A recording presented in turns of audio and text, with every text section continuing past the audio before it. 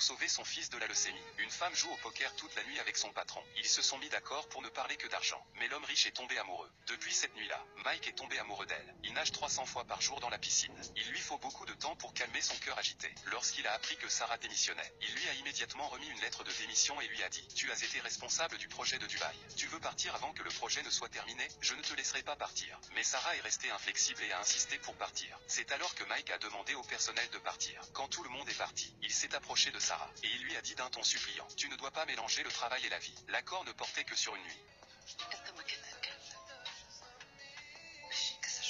Sarah termine et s'en va, laissant derrière elle un Mike impuissant. Dès que Sarah est sortie, elle est tombée sur Jacques. Confrontée au second patron, elle dit: Mike n'a pas accepté sa démission. Il a vu la façon dont son frère traitait Sarah. Mike est contrarié. Jacques a également invité Sarah dans son bureau. Il lui a proposé de l'écouter. Il a demandé à Sarah de lui dire ce qu'elle pensait. Sarah a su exactement ce que Jacques avait en tête lorsqu'il l'a entendu.